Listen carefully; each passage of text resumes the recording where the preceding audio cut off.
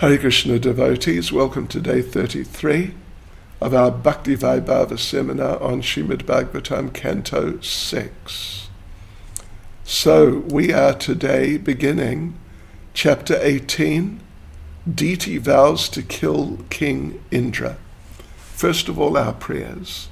Nama Om Vishnupadaya Krishna Prestaya Bhutale, Shrimati Bhakti Vedanta Swaminiti Namane, Namaste Saraswati Deve Gauravani Pracharane, Nirvishesha Shunyavadi Paschachade Jatarane.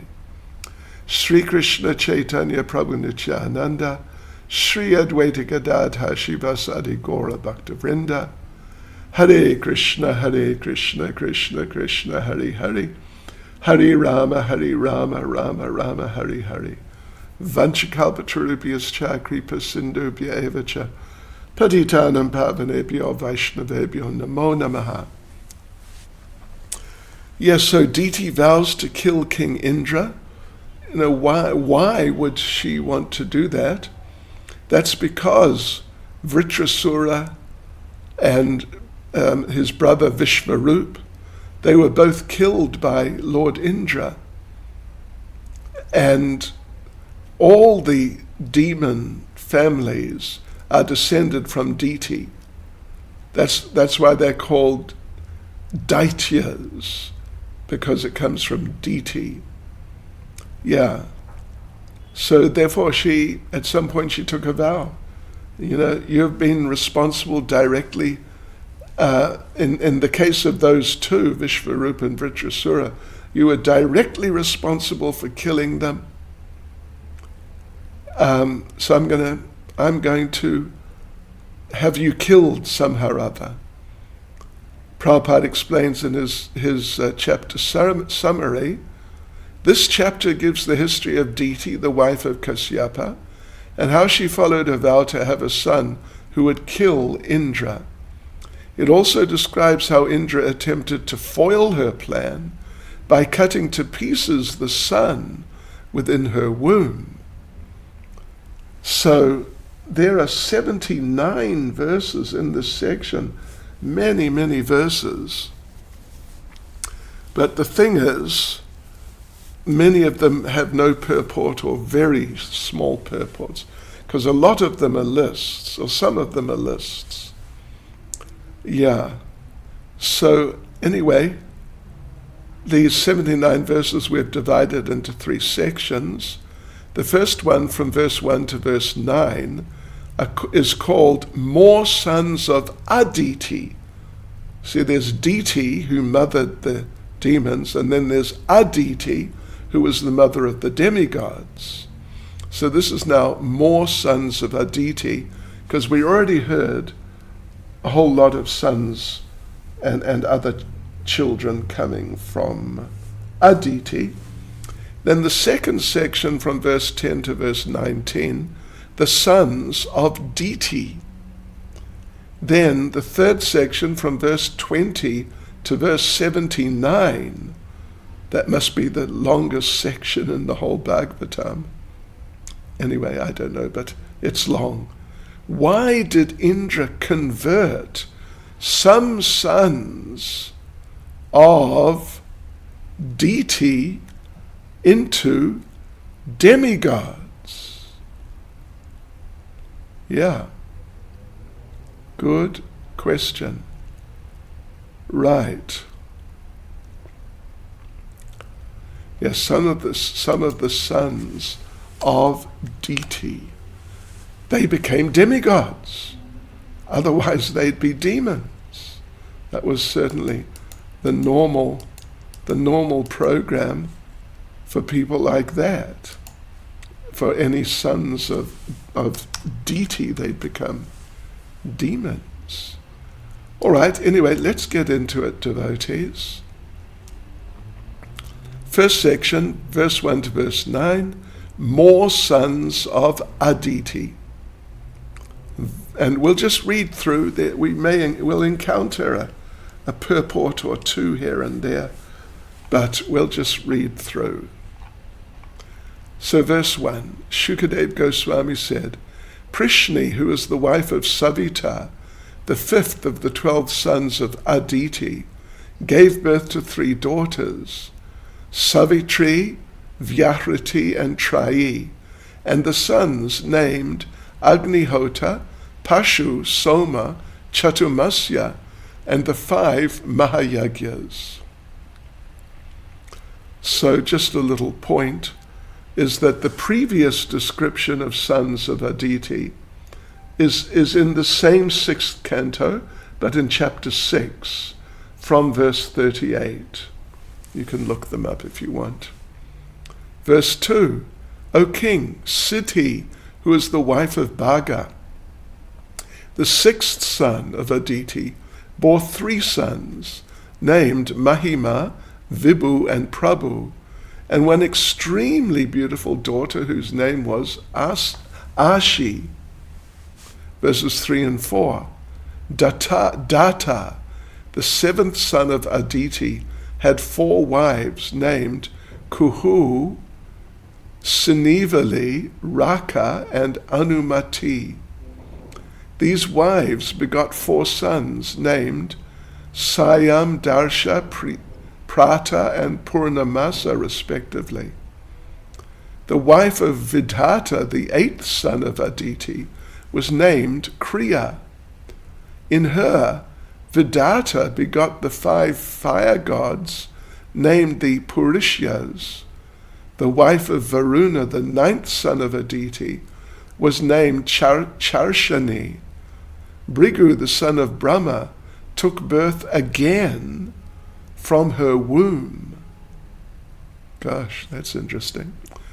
Verse 5, by the semen of Varuna, the great mystic Valmiki took birth from an anthill. Bhrigu and Valmiki were specific sons of Varuna, whereas Agastya and Vasishta rishis were the common sons of Varuna and Mitra, the 10th son of Aditi. Verse 6, upon seeing Urvashi, the celestial society girl, both Mitra and Varuna discharged semen, which they preserved in an earthen pot. The 2 sons, Agastya and Vasishta, later appeared from that pot, and they are therefore the common sons of Mitra and Varuna. Mitra begot 3 sons in the womb of his wife, whose name was Revati. Their names were Utsarga, Arishta, and Pipala. Prabhupada gives a 1-sentence purport. Modern science is trying to generate living entities in test tubes by processing semen. But even long, long ago, it was possible for semen kept in a pot to develop into a child. Verse 7, O King Parikshit, Indra, the king of the heavenly planets, and 11th son of Aditi, begot 3 sons named Jayanta, Rishabha, and Medusha in the womb of his wife Polomi. Thus we have heard. Verse 8, by his own potency, the Supreme Personality of Godhead, who has multifarious potencies, appeared in the form of a dwarf as Urukrama, the 12th son of Aditi. In the womb of his wife, whose name was Kirti, he begot 1 son named Brihat Shloka, who had many sons, headed by Sobhaga.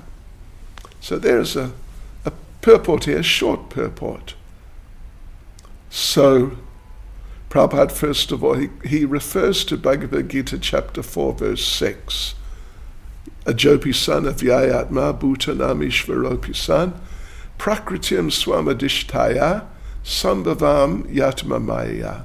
Although I am unborn and my transcendental body never deteriorates, and although I am the Lord of all sentient beings, I still appear in every millennium in my original transcendental form.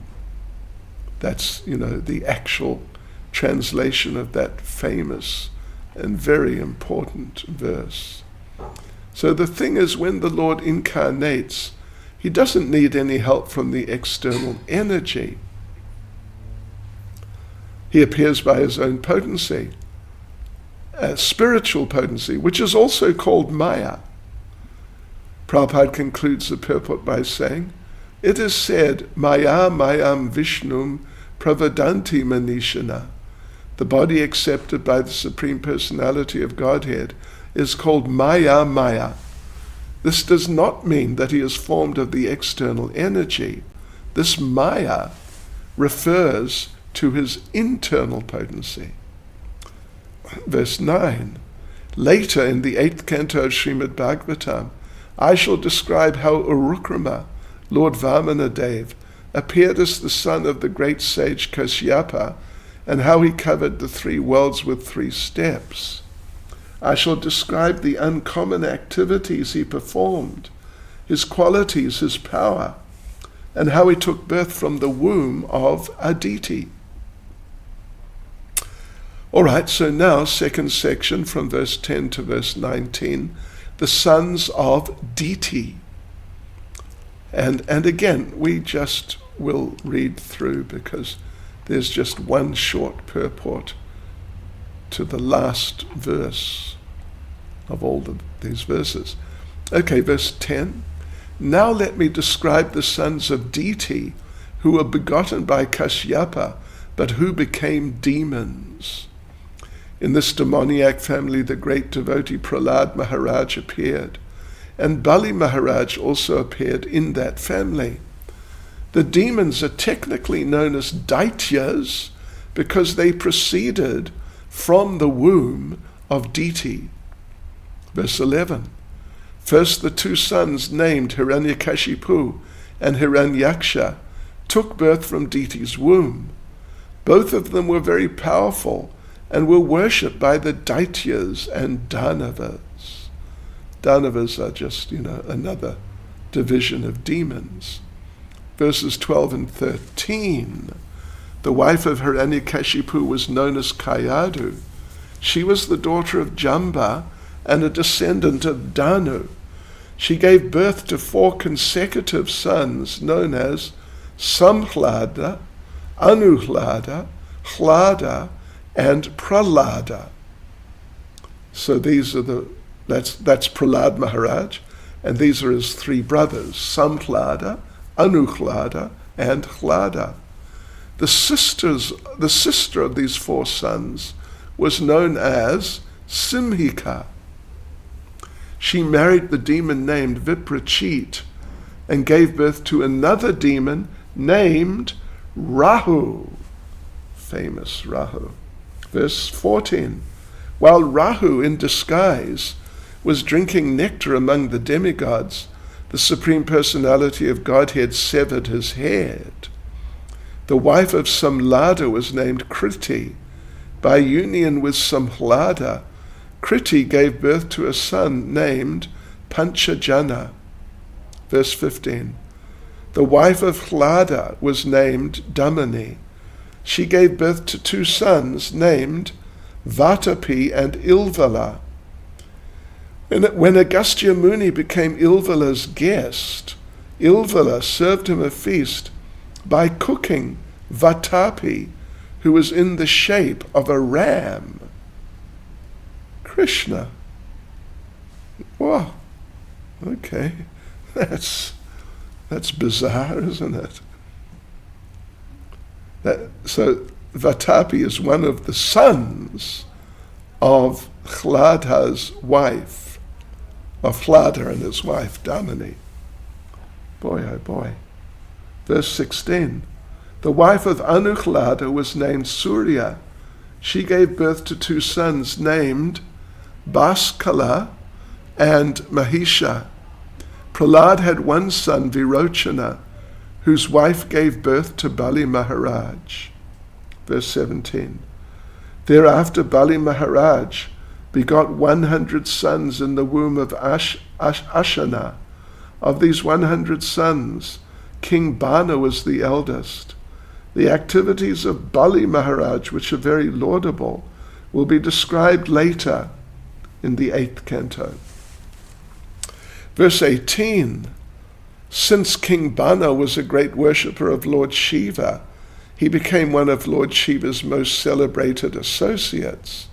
Even now, Lord Shiva protects King Bana's capital and always stands beside him. Verse 19. The 49 Marut demigods were also born from the womb of Diti. None of them had sons. Although they were born of Diti, King Indra gave them a position as demigods. Because, it basically it's unheard of for children coming from Diti, directly or indirectly, to not be demons. There's just Prahlad and Bali Maharaj. But here now we have a whole lot. Yeah, the 49 Marut demigods. They are directly sons of Diti. Not just like grandsons or great-grandsons. They are sons. So Srila Prabhupada says, apparently even demons can be elevated to positions as demigods when their atheistic character is reformed. There are two kinds of men throughout the universe. Those who are devotees of Lord Vishnu are called demigods, and those who are just the opposite are called demons. Even the demons can be transformed into demigods, as the statement of this verse proves. Yes, okay. So now we go on to section 3, which is from verse 20 to verse 79. And we call this, why did Indra convert some sons of Diti into demigods? So, there are purports here and there here. But we are just going to go through, devotees, and just deal with the purports as we come to them. Yeah. All right, so section 3, verse 20 to verse 79. Why did Indra convert some sons of Diti into demigods? Verse 20. King Parikshit inquired, my dear Lord, due to their birth the 49 Maruts must have been obsessed with a demoniac mentality. Why did Indra, the king of heaven, convert them into demigods? Did they perform any rituals or pious activities?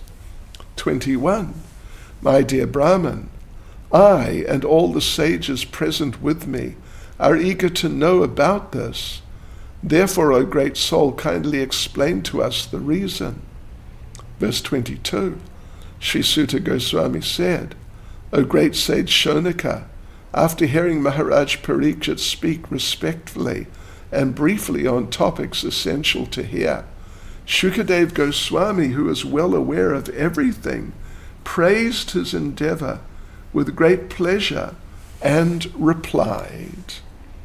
So there is a short purport here. Shukadev appreciated this question. It's a very interesting question. Even though it wasn't very long, it had deep meaning about how demons could become demigods. So, Srila Vishwanath Chakravarti Thakur stresses that even though Diti was envious, her heart was purified because of having a devotional attitude. Of course, another important point is that although Kasyapa was a learned scholar, advanced in spiritual consciousness, nonetheless he fell victim to the inducement of his wife. Prabhupada concludes the purport by saying, all these questions were posed in a small number of words, and therefore Shukadev Goswami very much appreciated Maharaj Parikshit's inquiry. Verse 23, Sri Shukadev Goswami said, just to help Indra, Lord Vishnu killed the two brothers, Hiranyaksha and Hiranyakashipu. Because of their being killed, their mother, Diti, overwhelmed with lamentation and anger, contemplated as follows. Verse 24.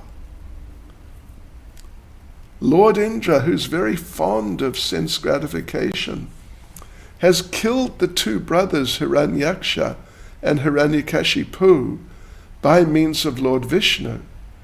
Therefore Indra is cruel, hard-hearted and sinful. When will I, having killed him, rest with a pacified mind? This is Diti. Verse 25. When dead, the bodies of all the rulers known as kings and great leaders will be transformed into worms, stool, or ashes. If one enviously kills others for the protection of such a body, does he actually know the true interest of life? Certainly he does not. For if one is envious of other living entities, he surely goes to hell. This is the logic of Diti. And there's a short purport here, very short. The material body, even if possessed by a great king, is ultimately transformed into stool, worms, or ashes. When one is too attached to the bodily conception of life, he is certainly not very intelligent. Verse 26.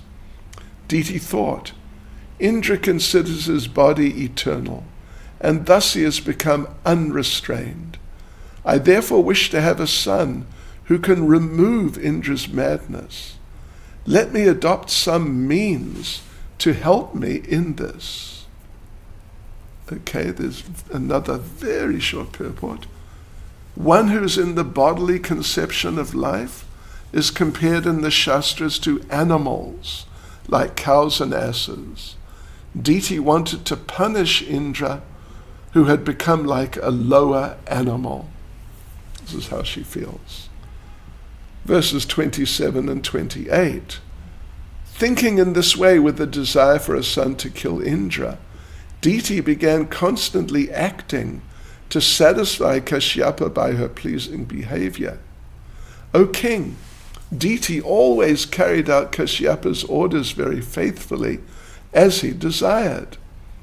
With service, love, humility, and control, with words spoken very sweetly to satisfy her husband, and with smiles and glances at him, Diti attracted his mind and brought it under her control.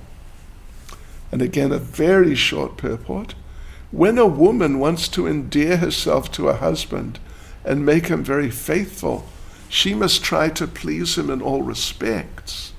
When the husband is pleased with his wife, the wife can receive all necessities, ornaments, and full satisfaction for her senses. Herein this is indicated by the behavior of Diti. Verse 29. Although Kashyapa was a learned scholar, he was captivated by Diti's artificial behavior, which brought him under her control. Therefore he assured his wife that he would fulfill her desires. Such a promise by a husband is not at all astonishing. Verse 30. In the beginning of creation, Lord Brahma, the father of the living entities of the universe, saw that all the living entities were unattached. To increase population, he then created woman from the better half of man's body. For woman's behavior carries away a man's mind. And again, there's a purport here. It's not long. So Prabhupada explains the whole universe is going on the basis of sexual attachment. This is created by Lord Brahma in order to increase the population of the universe. Not just human, but other species also. Rishabhadev says, Bhagavatam 558, the entire world is going on under the spell of sexual attraction and desire between man and woman. Yes. So when man and woman unite, then the hard knot of this attraction becomes very tight. And so man is implicated in material life.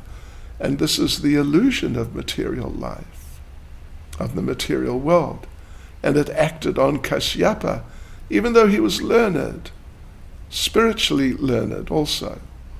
So Manu Samhita 2.215 and Bhagavatam 9.19.17 say, same verse appears in each book, it seems. I won't read the Sanskrit, but a man should not associate with a woman in a solitary place, not even with his mother, sister, or daughter, for the senses are so strong that they lead astray even a person advanced in knowledge. So what happens when a man remains in a solitary place with a woman? The man's sex desires increase. So therefore the words ekanta bhutani, detached, which are used in this verse 30, they indicate that to avoid sex desire, one should avoid the company of women as much as possible. Prabhupada concludes the purport by saying, sexual desire is so powerful that one is saturated with it if he stays in a solitary place with any woman, even his mother, sister, or daughter. Verse 31. O my dear one, the most powerful sage Kashyapa, being extremely pleased by the mild behavior of his wife Diti, smiled and spoke to her as follows. Kashyapa said, O beautiful woman, O irreproachable lady, since I'm very much pleased by your behavior, you may ask for me any benediction you want. If a husband is pleased, what desires are difficult for his wife to obtain, either in this world or in the next? Yes, verses 33 and 34. A husband is the supreme demigod for a woman. The Supreme Personality of Godhead, Lord Vasudeva, the husband of the Goddess of Fortune, is situated in everyone's heart and is worshipped through the various names and forms of the demigods by fruit of workers. Similarly, a husband represents the Lord as the object of worship for a woman. So, there's another purport. These are not long purports. So Prabhupada refers to Bhagavad Gita 9.23. Whatever a man may sacrifice to other gods, O son of Kunti, is really meant for me alone, but it's offered without true understanding. So the demigods are like the hands and legs of the Lord, you could say. And someone who has no idea about the Lord is sometimes advised to worship the demigods as parts of the Lord. So if women worship their husbands as representatives of the Lord, the women will benefit. Just as Ajamil benefited by calling his son Narayan. He was liberated from that. Although he was meaning, his intention was to call his son and not the Lord. So in India, a husband is still sometimes called Pati Guru, the husband's spiritual master. So if the husband and wife are attached to each other for advancing in Krishna consciousness, this is good for their advancement. So an interesting sort of technical point about the yagyas. You know, there's a lot of yagyas like in the Rig Veda, the four Vedas basically, for Indra and Agni, for going to heavenly planets. So their names are in those mantras, but actually the sacrifices are actually done for the satisfaction of Lord Vishnu. So Prabhupada concludes the purport by saying, as long as one is very attached to material sense gratification, The worship of the demigods or the worship of one's husband is recommended.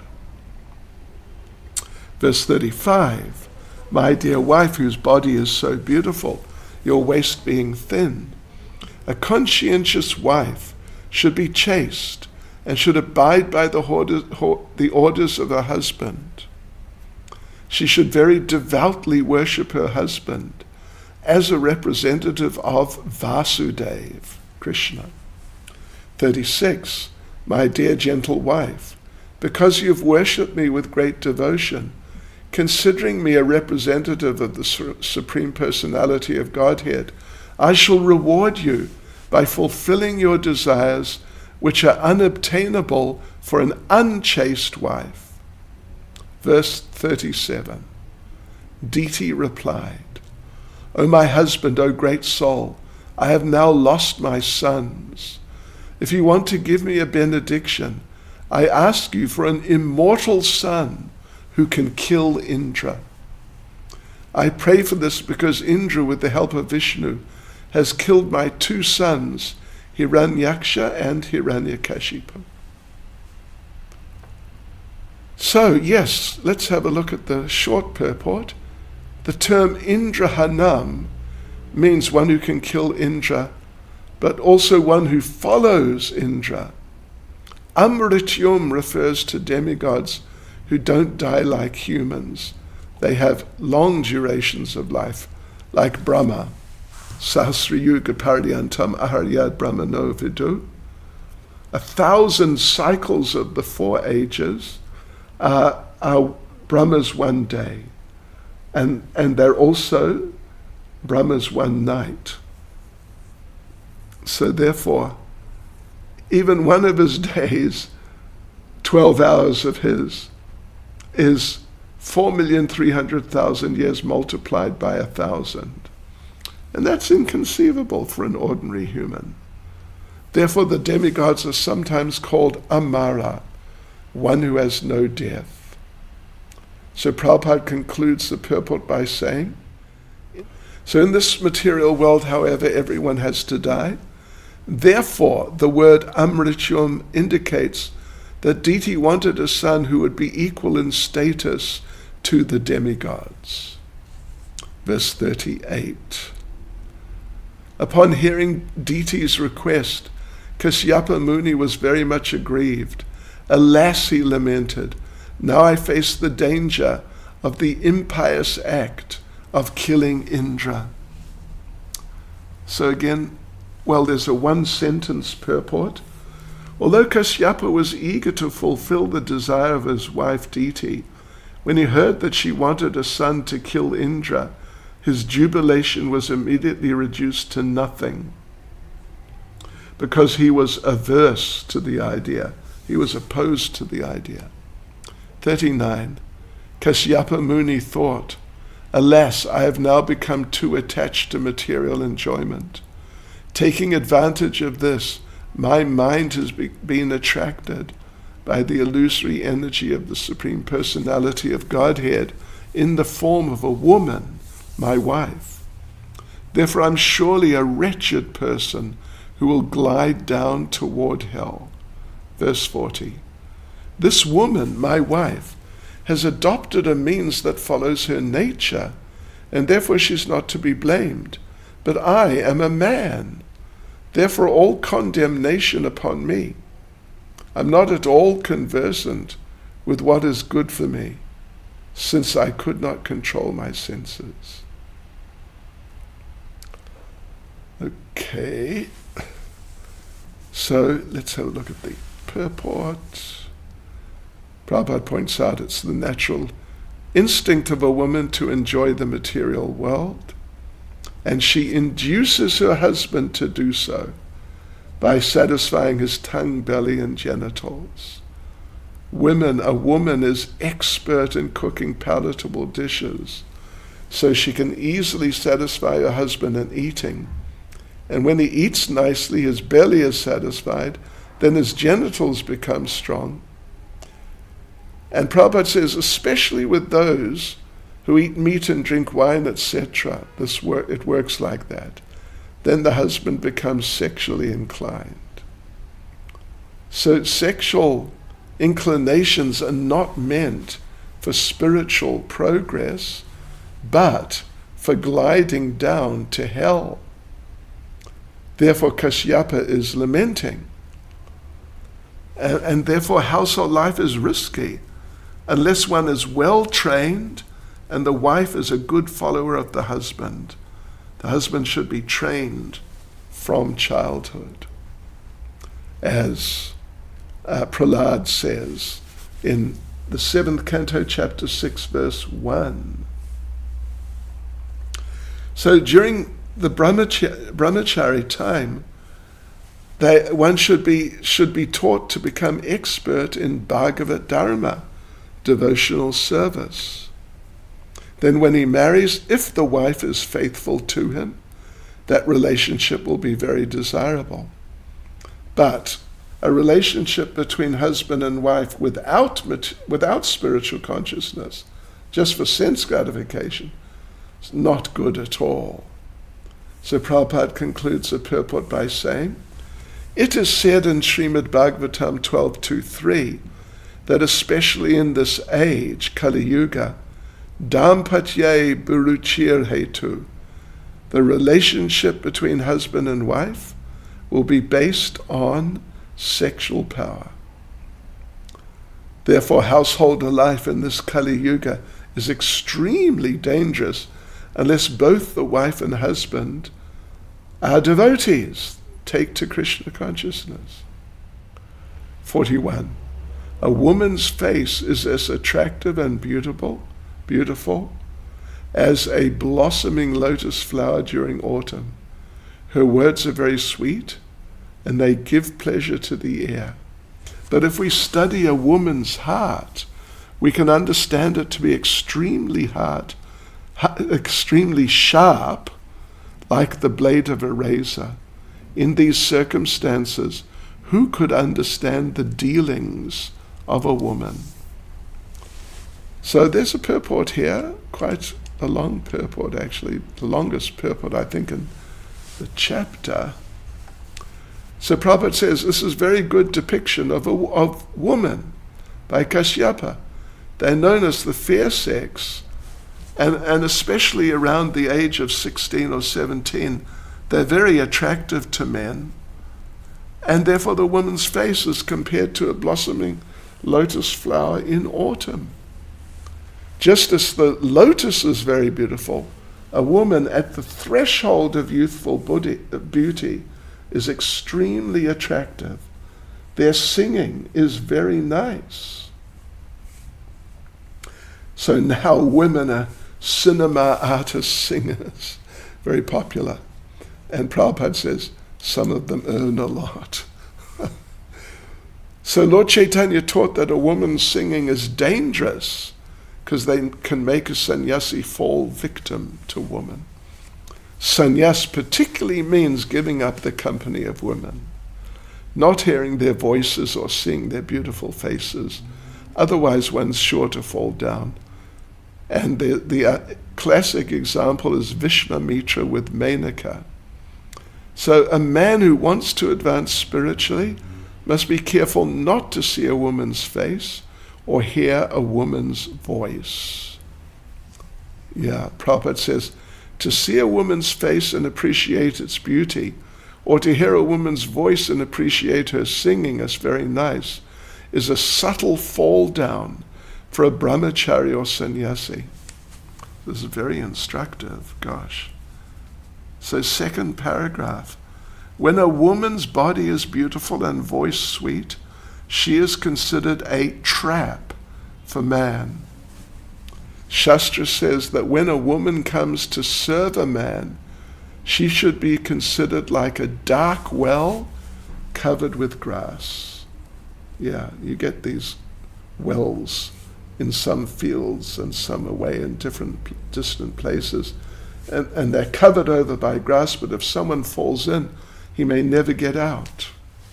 Yeah, so there's so many instructions about this subject.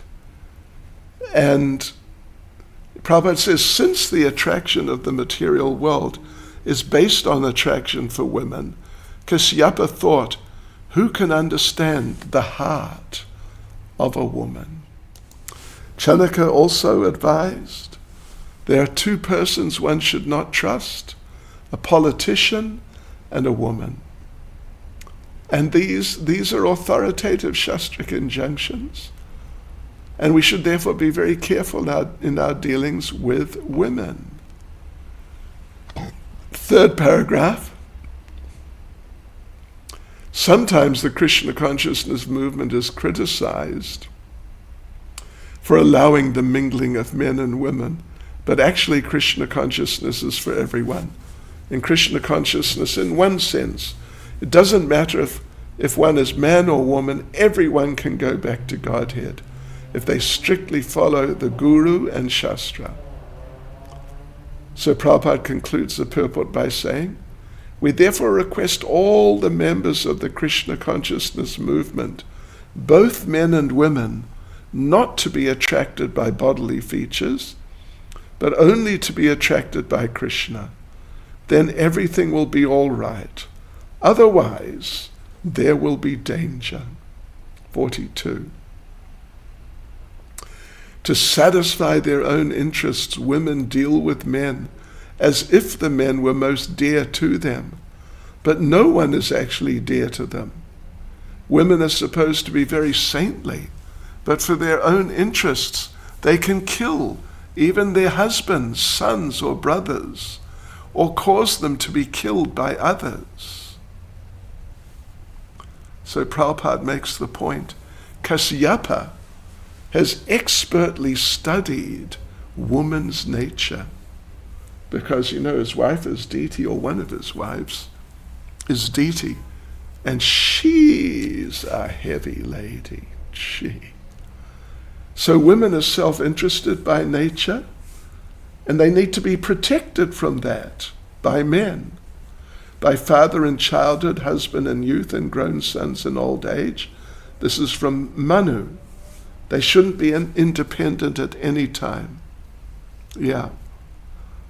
And there are many cases, even current or recent, when women have killed their husbands to get insurance money. Oh yes, definitely. Prabhupada makes the point, this is not a criticism of women, but just a practical study of their nature. Yeah, and these types of natures of men and women, they only manifest in bodily life. But when they're in spiritual life, the bodily concept practically vanishes. So we should see all women spiritually. Their only duty is to serve the Lord, and then the modes won't act. So yeah, Krishna consciousness is so beneficial. It can easily counteract the contamination of material nature, which comes from having a body, material body. And so Bhagavad Gita teaches in the beginning, whether one is man or woman, one must know, I am not this body, I am spirit soul. Whether man or woman, if you're in bodily consciousness, there's danger. The soul in material life is Purusha, an enjoyer, whether man or woman, not interested in serving others, just want to satisfy themselves. So Krishna consciousness gives first-class training for man and woman. Prabhupada concludes the purport by saying, a man should be trained to be a first-class devotee of Lord Krishna, and a woman should be trained to be a very chaste follower of her husband. That will make the lives of both of them happy. Yes. So we'll carry on from here tomorrow. Yeah, and we'll conclude this chapter tomorrow. Hare Krishna. Srila Prabhupada Ki Jai.